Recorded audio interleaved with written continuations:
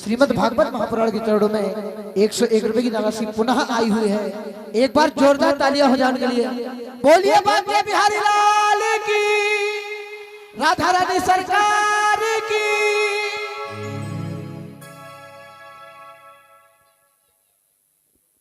राधा तो ऐसे बड़ी ही दिव्य कथा सुखदेव जी महाराज सुनाते हैं परीक्षित जी महाराज को।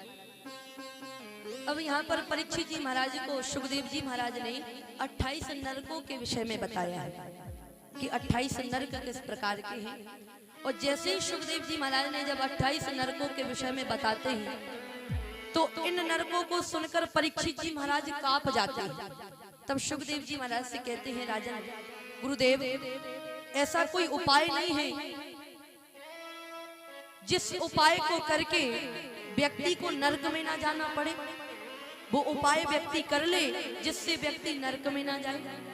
तब यहाँ पर सुखदेव जी महाराज परीक्षित जी महाराज को एक कथा सुनाते हैं कि देखो राजन, एक ऐसी कथा है, एक ऐसी मैं तुम्हें कथा सुनाता हूँ।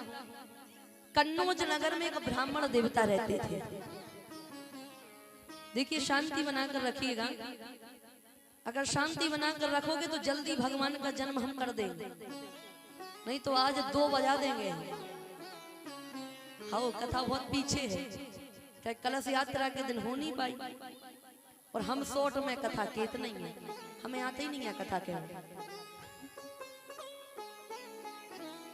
और अगर हम कथा छोड़ दें, अगर शॉर्ट में निकाल देते तो मन ऐसा लगता है अंदर से कि भैया कुछ ना कुछ बताना चाहिए था। हमने शॉर्ट में निकाल दिया था तो कुछ छोड़ते भी नहीं। तो शांति पूर्वक आप बैठे रहिए। बस 1 घंटे में हम भगवान का जन्म ले आएंगे। हाँ, बस 1 घंटे और बैठे रहिए शांति पूर्वक आप सभी। बोलिए भागवत महापुराण की। तो कन्नौज नगर में एक ब्राह्मण देवता रहते थे जिनका नाम था अजामिल।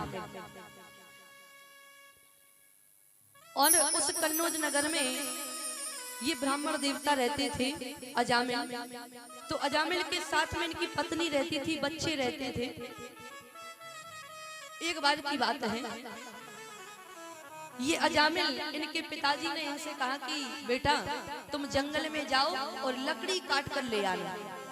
तो अजामिल जब जंगल में लकड़ी काटने के लिए जाते हैं तो उसी समय अजामिल ने देखा कि वहां पर एक वेश्या शूद्र के साथ में संसर्ग कर रही थी, गलत काम करते हुए देख लिया।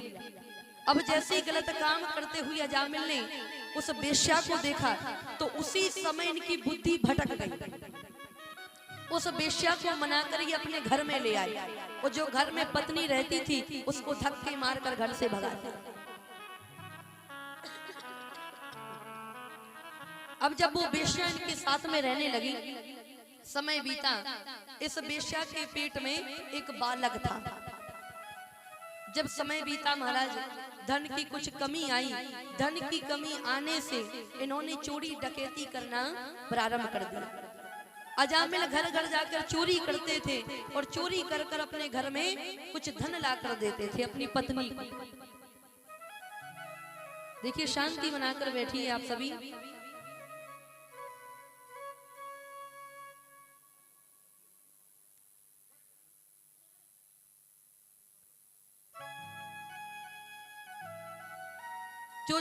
तो जब वो वेश्या इनके घर में रहने लगी,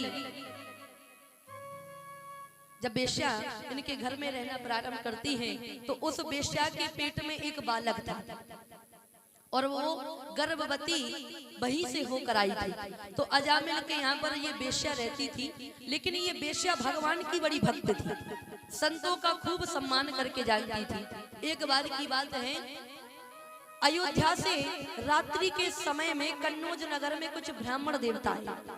और जब कन्नौज नगर में ब्राह्मण देवता पधारे तो ब्राह्मण देवता, रात्रि का समय हो चुका था, तो ब्राह्मण देवता सोच रहे थे कि कहीं कोई ऐसा स्थान मिल जाए जहां पर हम एक रात्रि रुक पाएं।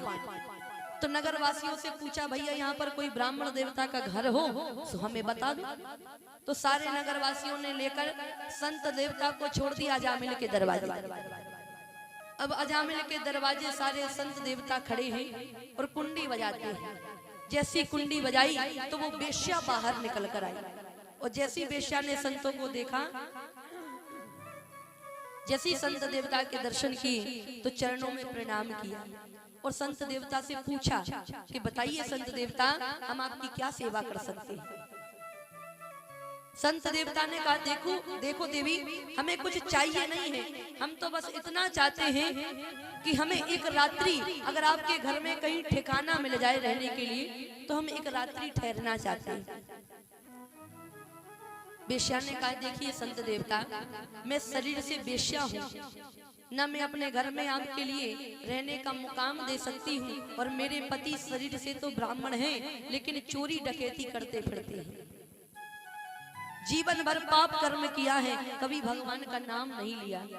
हम आपको एक रात्रि अपने घर में रुकने का स्थान नहीं दे सकते। अब बेचारे संत देवता उदास हो गए और वहां से जाने लगे। लेकिन उस बेश्या ने सोचा, कहते हैं पुराणों में कहा गया है कि अगर दरवाजे पर कोई भिक्षा मांगने के लिए कोई भी व्यक्ति आ जाए तो उसको कभी भी खाली हाथ अपने दरवाजे से भगाया नहीं जाता है।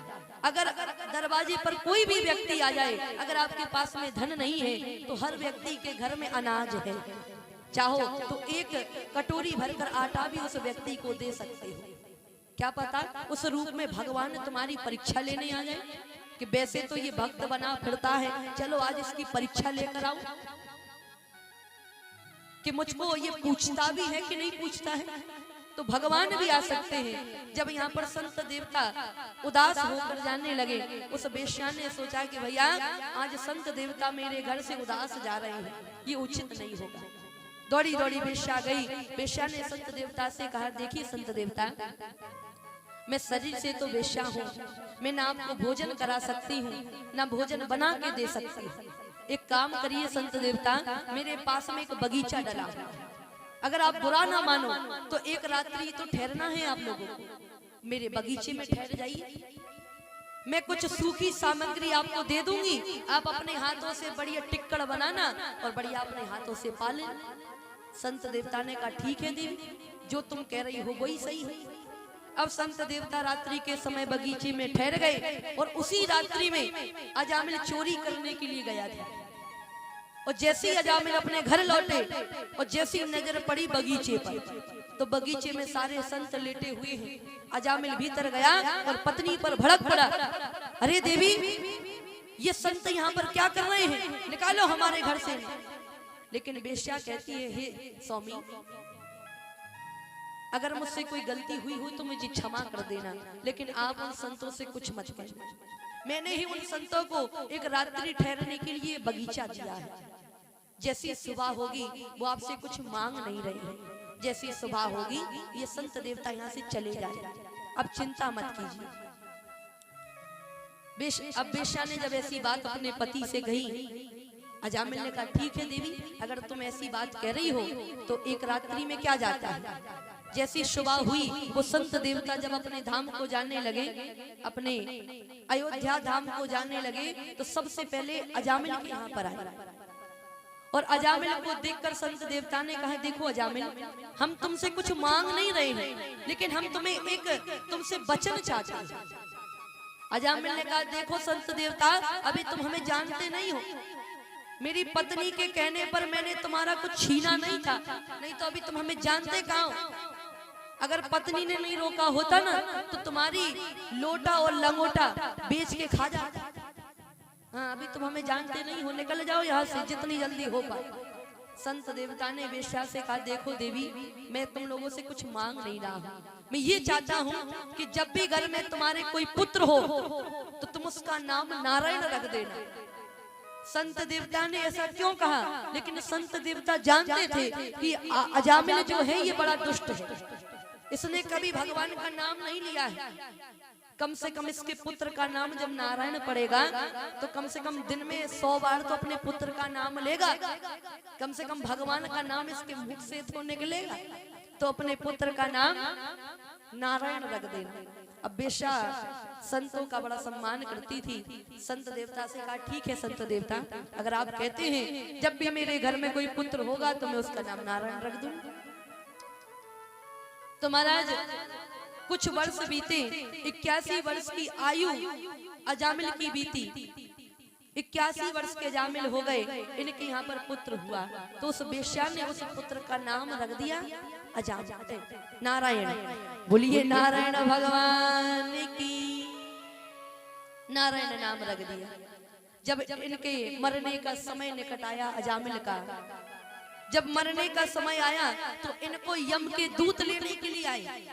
और जैसे यम के दूत प्रकट हुए तो यम के दूतों को देखकर ये चिल्लाने लगा। और इसका पुत्र पास में खेल रहा था जिसका नाम था नारायण। अब पुत्र पास में खेल रहा था तो इसने सोचा कि किसको बुलाऊं, तो पुत्र को ही बुलाने लगा, अरे नारायण बचाओ, अरे नारायण बचाओ। अब जैसे ही नारायण अपने पुत्र को बुलाने लगा तो पुत्र के कानों तक तो आवाज गई नहीं, लेकिन हमारे जो जगत को चलाने वाले, जो जगत के पालनहार नारायण भगवान हैं, उनके कानों में बात पहुंच गई अजामिल की। जब बात भगवान के कानों में पहुंची, भगवान ने भी विलंब नहीं किया। भगवान ने तुरंत अपने दूतों से कहा कि जाओ उस पृथ्वी लोक से अजामिल को मेरे द्वार पर लेकर आओ। बताइए, जैसे भगवान के दूत सारे अजामिल के यहाँ पर पहुंचे हैं, वहीं पर यमराज के दूत हैं, वहीं पर भगवान के दूत खड़े हो गए। यमराज के दूतों ने जैसे ही भगवान के दूतों को देखा, पूछने लगे यमराज के दूत कि भैया एक बात बताओ, तुम बड़े सुंदर लग रहे हो, तुम हो कौन? भगवान के दूतों ने कहा हम तो भगवान के दूत हैं और अजामिल को लेने आए हैं। यमराज के दूतों ने कहा भैया तुम अजामिल को नहीं ले जा सकते। भगवान के दूतों ने कहा क्यों नहीं ले जा सकते? अरे इसने अंत समय में भगवान का नाम लिया। यम के दूतों ने कहा भैया इसने भगवान का नाम नहीं लिया है, अरे इसने तो अपने पुत्र का नाम लिया है, इसके पुत्र का नाम है नारायण। भगवान के दूतों ने कहा भैया ये बताओ किसके पुत्र का नाम नारायण कब से पड़ गया? यम के दूतों ने कहा जब से इसका जन्म हुआ तब से इसके पुत्र का नाम नारायण है। तो भगवान के दूत बोलने लगे जब से इसका जन्म हुआ है तब से इसके पुत्र का नाम नारायण है। तो हमारे जो जगत को चलाने वाले, जगत के पालनहार नारायण जो है, उनका नाम नारायण ना जाने कब से, चाहे इसने अपने पुत्र का नाम लिया हो, चाहे इसने भगवान का नाम लिया हो, लिया तो इसने भगवान का नाम ही है, लेकिन लेकर तो हम ही जाएंगे। अब आपस में युद्ध मच गया। भगवान के दूत कह रहे हम लेकर जाएंगे और वहां पर यमराज के दूत कह रहे हम लेकर जाएंगे। अब भगवान के दूतों ने अच्छी मार लगाई यमराज के दूतों, सारे यमराज के दूत भागे भागे यमराज जी के पास पहुंचे और यमराज पर जाकर बरस पड़े। यमराज से कहा भैया देखो हम पृथ्वी पर अजामिल को लेने गए, लेकिन वहां ना जाने सुंदर सुंदर 4 हाथों वाले आ गए और वो हमें अजामिल को लाने नहीं दे रहे हैं, क्या किया जाए? और वो कह रहे कि इसने अंत समय में भगवान का नाम लिया है। यमराज बोल पड़े। यमराज ने कहा भैया यहाँ पर भगवान का नाम मत लो, तुम अभी भगवान की महिमा को जानते नहीं हो। अगर तुमने यहाँ पर ये जो नरक है, अगर इस नरक में तुमने एक बार भगवान का नाम भी ले लिया ना, तो ये पापी देख रहे हो जितने जेल खाने में बंद हैं, सारे पापी मुक्त हो जाएंगे। यहाँ पर भगवान का नाम मत लो। यमराज के दूतों ने कहा यमराज जी एक बात बताओ, हम पृथ्वी पर जाएं तो किसको लेकर आएं और किसको लेकर नहीं आएं? यमराज जी ने कहा एक काम करो, तुम उस व्यक्ति को लेकर आओ मेरे पास में, उस व्यक्ति को कोड़े मारते हुए लेकर आओ जो व्यक्ति दिन भर पाप कर्म करता है, कभी दान धर्म नहीं करता, अपनी पत्नी को मारता है, माता पिता का सम्मान नहीं करता, अपने गुरु का सम्मान नहीं करता, कभी भगवान का नाम नहीं लेता है। उस व्यक्ति को तुम कोड़े मारते हुए लेकर आओ। और जो व्यक्ति भगवान का नाम लेता है, कथाओं का पान करता है, भगवान का भजन करता है, माता पिता का सम्मान करता है, पत्नी की सेवा करता है, पत्नी का सम्मान करता है, गुरु का सम्मान करता है, उस व्यक्ति के स्वप्न में भी तुम कभी जाना मत। तो बताइए जो भी इस कथा का पान करता है उसके स्वप्न में भी कभी यमराज के दूतों के भी दर्शन नहीं होते। इतनी शक्ति है भागवत महापुराण की कथा। एक बार जोरदार जयकारा लगाएंगे भागवत जी का। बोलिए भागवत महापुराण की। ऐसी हमारी भागवत जी ऐसी बड़ी दिव्य कथाओं का आनंद देते जा रहे हैं। ऐसी बड़ी सुंदर कथा सुनाई और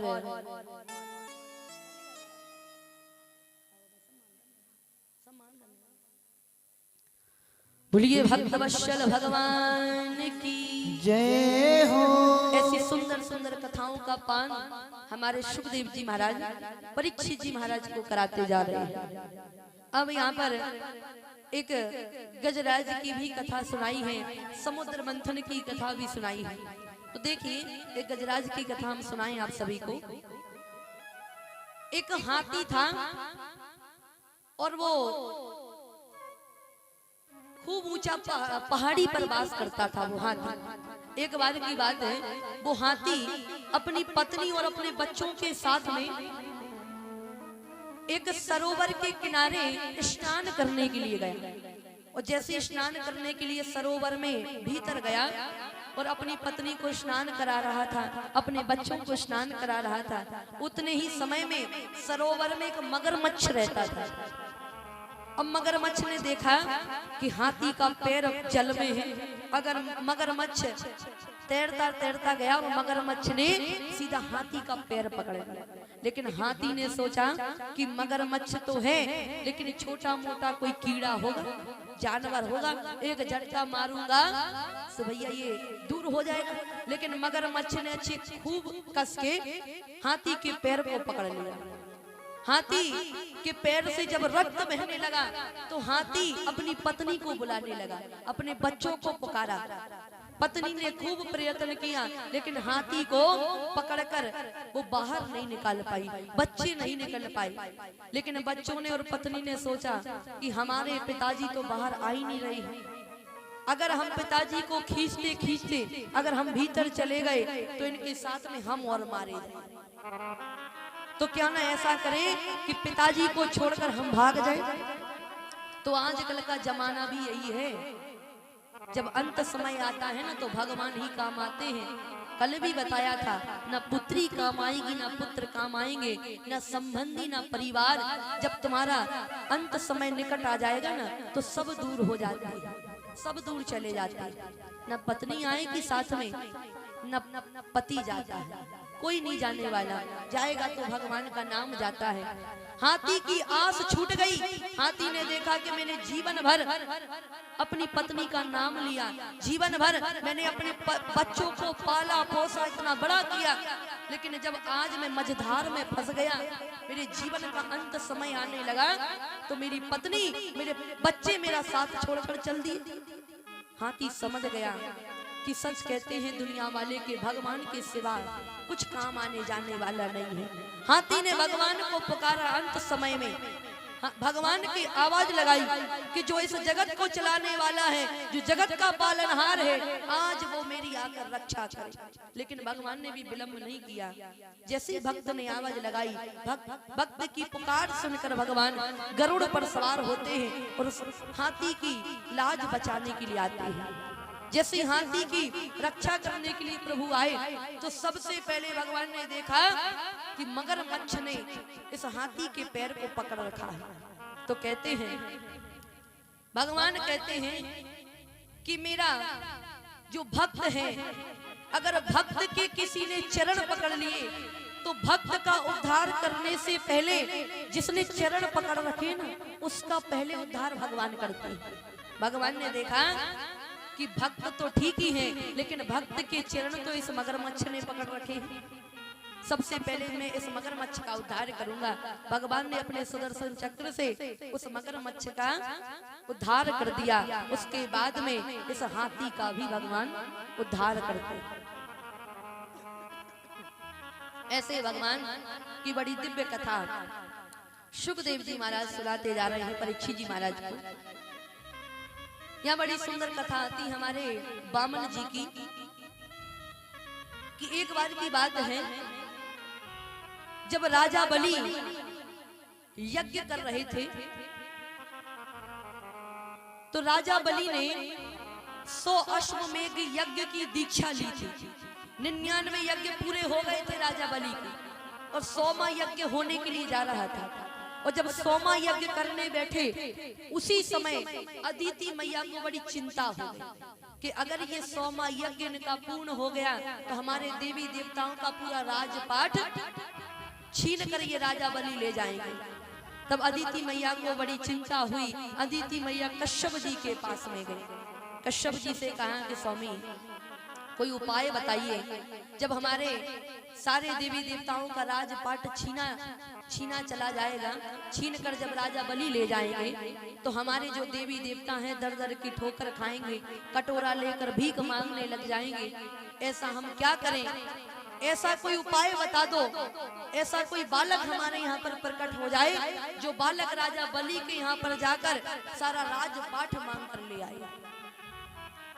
तब यहाँ पर कश्यप जी ने अदिति मैया से कहा कि एक काम करो, तुम प्रियो व्रत करो, और प्रियो व्रत करने से तुम्हारे घर में एक सुंदर सा बालक हो जाएगा। और वो बालक राजा बलि से पूरा राजपाट मांग कर ले आए। तो इन्होंने प्रियो व्रत किया। प्रियो व्रत करने से इनके यहाँ पर भगवान, हमारे बामन भगवान रूप में आज प्रभु प्रकट होते हैं। बोलिए बामन भगवान की। आइए हम बामन जी के दर्शन करें। आज बामन भगवान जब इस पृथ्वी पर आते हैं तो किसी ने बामन भगवान को छत्ता दिया, किसी ने कमंडलू दी, किसी ने उनको पहनने के लिए वस्त्र दिए, किसी ने पैरों की पादुका दी। अन्नपूर्णा मैया ने इनकी कमंडलू में दान दिया, भिक्षा दी। अब पूरी भिक्षा को लेकर इन्होंने बृहस्पति देव जी के पास में लाकर जमा कर दी। लेकिन बृहस्पति देव जी ने कहा देखो इतनी सी भिक्षा से काम नहीं चलेगा, एक काम करो, तुम तो राजा बलि के यहाँ जाओ और राजा बलि के यहाँ पर जाकर तुम पूरा राजपाट मांगकर हमें ला कर दो।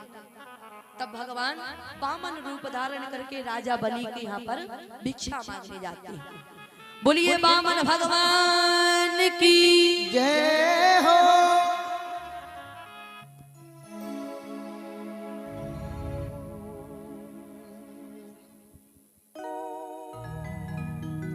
हाँ, आप सभी के बीच में हमारे बामन जी की झांकी आ रही है।